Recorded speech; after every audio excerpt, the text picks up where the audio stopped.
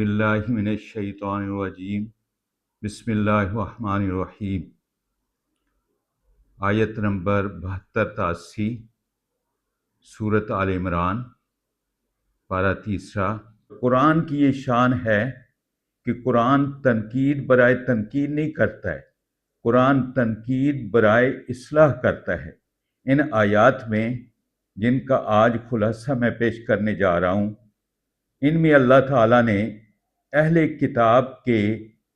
کچھ معاملات پر، ان کی کچھ نقل و حرکت پر، ان کے کچھ افعال و اعمال پر تنقید کی ہے، اور اس تنقید کا مطلب یہ ہے کہ وہ ان غلطیوں سے توبہ کریں جن کی اللہ اپنے پاک کلام میں، الہامی کتاب میں نشاندہی کر رہے ہیں، اور اپنی اصلاح کر لیں تاکہ دنیا بھی بہتر ہو جائے، آخرت بھی بہتر ہو جائے۔ ارشاد باری تعالیٰ ہے، وقالت طائفۃ من اہل الکتاب، اہل کتاب سے ایک گروہ، اس نے ایک سازش تیار کی۔ وہ سازش یہ تھی، وقالت طائفۃ من اہل الکتاب آمنوا بالذی انزل علی الذین آمنوا وجہ النہار واکفروا آخرہ لعلہم یرجعون۔ سازش یہ تھی کہ انہوں نے اپنے فالورز کو کہا کہ تم قرآن پاک پر دن کے آغاز میں، یعنی صبح صبح اس پر ایمان لے آؤ، اور شام کے وقت اس کا انکار کر دو۔ اس سازش میں ان کی سوچ یہ تھی، ان کی شرارت یہ تھی کہ مسلمان تذبذب کا شکار ہو جائیں اور قرآن پر ایمان و یقین متزلزل ہو جائے اور وہ واپس گمراہی میں لوٹ جائیں، لعلہم یرجعون، تاکہ وہ مرتد ہو جائیں۔ ولا تؤمنوا الا لمن تبع دینکم، اور ساتھ انہوں نے اس گروہ کو یہ بھی کہا کہ تم نے ان کے سامنے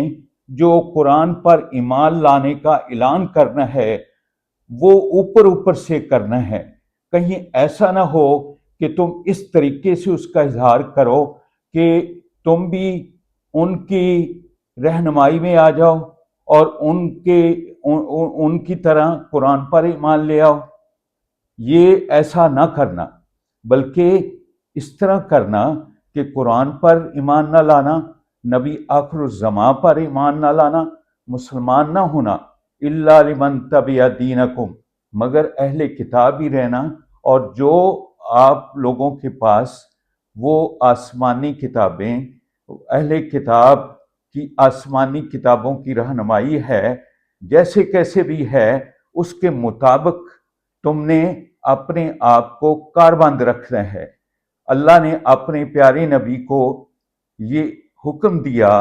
کہ آپ اعلان فرما دیں پیارے، قل ان ھدی اللہ الہدی، ہدایت تو اللہ کی ہدایت ہے، وہ جس کو چاہے ہدایت دے دے، جس کو چاہے ہدایت سے محروم کر دے۔ اور ان کی یہ سازش، یہ شرارت اس حسد کی بنا پر تھی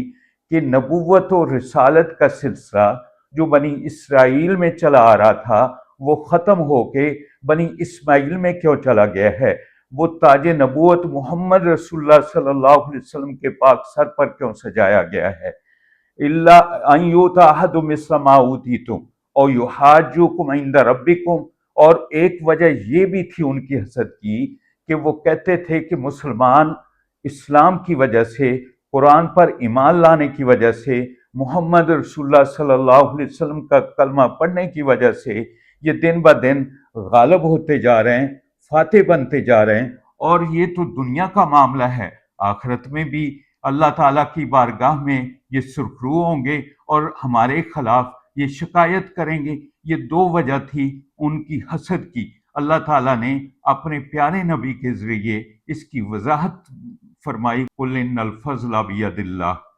کہہ دیں پیارے حبیب، فضل تو اللہ تعالیٰ کے قبضہ اختیار میں ہے۔ قرآن سے رہنمائی دینا، ہدایت عطا کر دینا، نبی آخر الزماں کو نبوت عطا فرما دینا، اور مسلمانوں کا ان کا پیروکار بنا دینا، یہ سب فضل ربی ہے۔ قل ان الفضل بید اللہ یؤتیہ من یشاء، اللہ تعالیٰ جس کو چاہے ہدایت کے لیے، قرآن پر ایمان لانے کے لیے، پیارے نبی کی نبوت پر، آخر الزمان نبی کا کلمہ پڑھنے کے لیے جس کو چاہے چن لے۔ من یشاء، یہ اس کی شان ہے۔ واللہ واسع علیم، اللہ وسعت والا ہے، بڑے علم والا ہے۔ یختص برحمتہ من یشاء واللہ ذو الفضل العظیم، اللہ تعالیٰ چن لیتا ہے نبوت و رسالت کے لیے جس کو چاہے۔ محمد رسول اللہ صلی اللہ علیہ وسلم کو چنا، واللہ ذو الفضل العظیم، اور اللہ تعالیٰ بڑے فضل والے ہیں۔ وَمِنْ أَهْلِ الْكِتَابِ مَنْ إِنْ تَأْمَنْهُ بِقِنْطَارٍ يُؤَدِّهِ إِلَيْكَ وَمِنْهُمْ مَنْ إِنْ تَأْمَنْهُ بِدِينَارٍ لَا يُؤَدِّهِ إِلَيْكَ مَا دُمْتَ عَلَيْهِ قَائِمًا۔ ان کی ایک خرابی اللہ تعالیٰ نے یہ بھی بیان فرمائی ہے کہ وہ معاشرتی معاملات میں، لین دین میں بددیانت تھے، اور جو دیانتدار تھے ان کی تعریف کی، اور جو بددیانت تھے اللہ تعالیٰ نے ان پر تنقید کی ہے۔ اور وہی بات جو میں شروع میں کہہ چکا ہوں کہ تنقید برائے اصلاح ہے۔ تو اللہ تعالیٰ فرماتے ہیں کچھ ایسے لوگ ہیں کہ ان کے پاس آپ مال و دولت کا ڈھیر رکھ دیں امانت کے طور پر، اور پھر کچھ دنوں کے بعد واپسی کا مطالبہ کریں، وہ سارے کا سارا مال آپ کو ایمانداری کے ساتھ واپس کر دیں گے، اور اس میں ایک پائے کی بھی، ایک روپے کی بھی بددیانتی نہیں کریں گے۔ اور کچھ ایسے ناانصاف ہیں، ایسے بددیانت ہیں کہ ان کو 1 دینار دے دیں اور اس کے بعد اس کی واپسی کا مطالبہ کریں، انکار کریں، اور یہاں تک کہ آپ ان کے سر پر ہمیشہ کھڑے رہیں اور مطالبہ کرتے رہیں، وہ واپس نہیں کریں گے۔ اور جب ان سے پوچھا جاتا ہے کہ یہ تو بہت بڑا گھنونا جرم ہے، حق تلفی بہت بڑی ناانصافی ہے، تو انہوں نے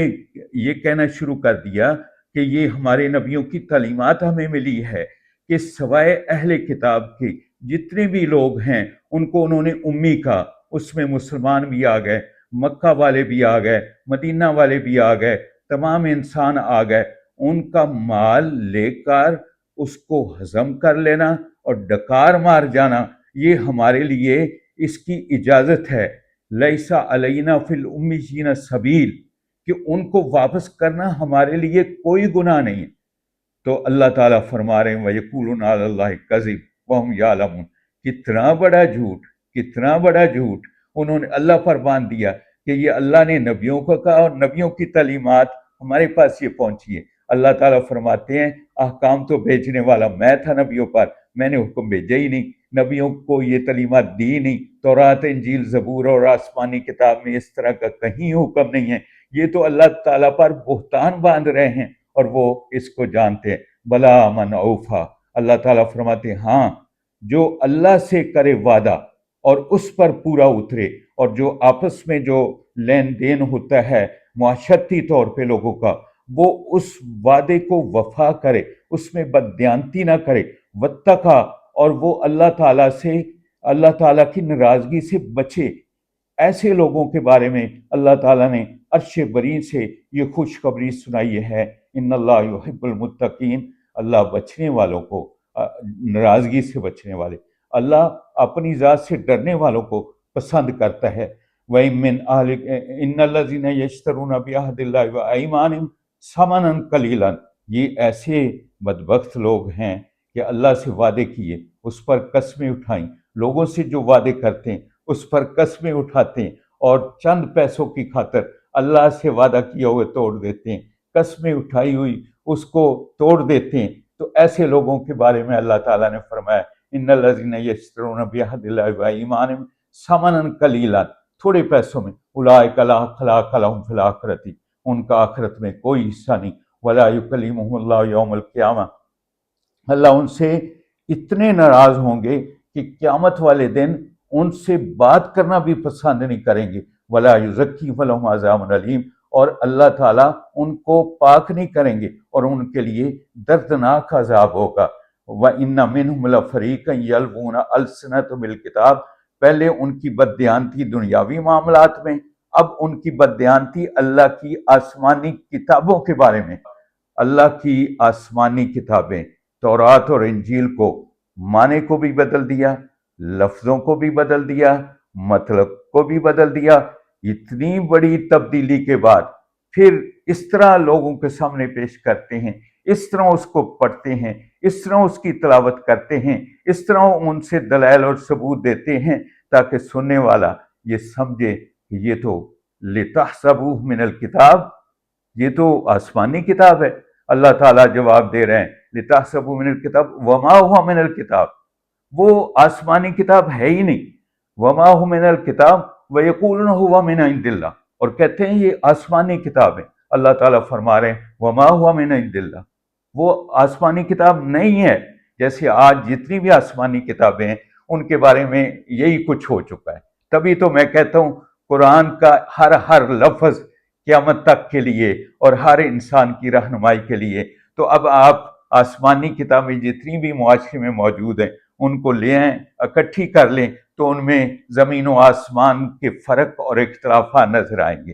کہیں لکھنے والے کے اختلافات، کہیں یہ پریس کے اختلافات، کئی علاقوں کے اختلافات سے بھری پڑی، اور ایک نہیں ایک شوشے کی بھی کمی ملے گی آپ کو، زبر زیر کی کوئی کمی نہیں ملے گی، تو وہ آسمانی کتاب، کتاب ربی، کلام اللہ، اللہ کا قرآن ہے۔ اللہ کے قرآن کی یہ شان ہے کہ آج سے 1400 سال پہلے جیسے آسمان سے اترا تھا آج ہے اور قیامت تک رہے گا۔ اللہ تعالیٰ ان کی خرابی کی وضاحت کرتے ہوئے فرما رہے ہیں وما ہوا من عند اللہ، وہ اللہ کی طرف سے نہیں ہیں وہ کتابیں جو کہتے ہیں یہ آسمان سے اتری ہوئی کتابیں ہیں۔ وَيَقُولُونَ عَلَى اللَّهِ كَذِبًا وَهُمْ يَعْلَمُونَ، اور وہ اللہ پہ جھوٹ بول رہے ہیں اور اس بات کو جانتے بھی ہیں۔ اور ایک اور اسی طرح ایک اور ان کی بہت بڑی خرابی، پہلے تو بددیانتی لین دین میں، پھر بددیانتی اللہ کی کتابوں کے بارے میں، اب سب سے بڑا جو عقیدہ ہے عقیدہ توحید، کہ زمین و آسمان انسان گناہوں سے بھر دے لیکن اس کے عقائد میں شرک نہ ہو، تو اللہ ایسے گناہ گار کو معاف کریں گے۔ اور ایک انسان نیکیوں سے زمین و آسمان کو بھر دیتا ہے لیکن رائی کے دانے کے برابر بھی اس میں شرک ہوگا تو اللہ اس کو معاف نہیں کریں گے۔ توبہ کر لے گا تو معافی مل جائے گی، نہیں تو ہمیشہ میں جہنم میں جائے گا۔ تو ان کی ایک عقیدے کے حوالے سے یہ خرابی سامنے آئی کہ نبی پاک صلی اللہ علیہ وسلم کو یہ کہنے لگے کہ آپ بھی اپنی عبادت کروانا چاہتے ہیں، جس طرح کہ ہم حضرت عیسیٰ کی عبادت کرتے ہیں، حضرت عزیر کی عبادت کرتے ہیں، حالانکہ ان نبیوں نے بھی ان کو شرک سے منع کیا تھا چونکہ اللہ کے نبی تھے۔ تو اب یہ وہی چیز حضور نبی پاک صلی اللہ علیہ وسلم کے بارے میں جب انہوں نے اظہار کیا تو آپ نے فرمایا کہ میں ایسا نہیں ہوں کہ لوگوں کو اپنے لیے بلاؤں، بلکہ میں تو اللہ کی عبادت کی دعوت دیتا ہوں اور شرک سے روکتا ہوں اور خود شرک سے دور رہتا ہوں۔ اللہ تعالیٰ نے قرآن میں آپ اپنے پاک نبی کی صفائی بھی بیان کی، شان بھی بیان فرما دی اور ان کے اعتراضات کا جواب بھی دے دیا اور قیامت تک کے لیے حجت بھی بنا دیا۔ اس طرح اللہ تعالیٰ نے قرآن نازل کر دیا ما کان لبشر ان یؤتیہ الکتاب والحکم والنبوۃ ثم یقول للناس کونوا عبادا لی من دون اللہ ولکن کونوا ربانیین بما کنتم تعلمون الکتاب وبما کنتم تدرسون۔ کسی نبی کی یہ شان نہیں، محمد رسول اللہ صلی اللہ علیہ وسلم کی شان بھی یہ نہیں کہ لوگوں کو کہیں آؤ لوگوں میری عبادت کرو، بلکہ ان کی شان یہ ہے اللہ تعالیٰ ان کو نبوت دیتا ہے، رسالت دیتا ہے، قوت فیصلہ دیتا ہے، حکومت دیتا ہے، تو وہ کہتے ہیں آؤ لوگو وَلَكِنْ كُونُوا رَبَّانِيِّينَ، تم اللہ والے ہو جاؤ۔ اور بنی اسرائیل کو اللہ مخاطب ہو کے کہتے ہیں بِمَا كُنْتُمْ تُعَلِّمُونَ الْكِتَابَ وَبِمَا كُنْتُمْ تَدْرُسُونَ، تم آسمانی کتابیں سیکھتے اور سکھاتے رہے، پڑھتے اور پڑھاتے رہے، ایسی بات تو کوئی نہیں۔ جس کا دعویٰ تم کرتے ہو وہ بات ہے جس کا دعویٰ قرآن کر رہا ہے، بما کنتم تعلمون الکتاب وبما کنتم تدرسون ولا یأمرکم ان تتخذوا الملائکۃ والنبیین اربابا۔ کچھ لوگوں نے فرشتوں کو اللہ کا شریک بنایا، کچھ لوگوں نے نبیوں کو اللہ کا شریک بنایا، تو اللہ تعالیٰ فرماتے ہیں وہ تو یہ حکم کرتے تھے ولا یامرکم ان تتخذوا الملائکۃ، کہ ملائکہ کو اللہ کا شریک نہ بناؤ، اللہ کے شریک ملائکہ نہیں، اللہ کے شریک نبی نہیں۔ یامرکم بالکفر، بعد اذ انتم مسلمون، جب وہ توحید کا سبق دیتے ہیں لوگوں کو، لوگ مسلمان ہو جاتے ہیں، اللہ کے احکام کو ماننے والے ہو جاتے ہیں، شرک سے دور اور توحید پر عمل کرنے والے موحد بن جاتے ہیں، تو بھلا عقل سے سوچو کہ اتنی بڑی شان رکھنے والا نبی بھلا مسلمان کرنے کے بعد کسی کو کہہ سکتا ہے کہ اب تم مرتد ہو جاؤ، وَإِذَا أَنْتُمْ مُسْلِمُونَ، جب وہ مسلمان ہو جائیں؟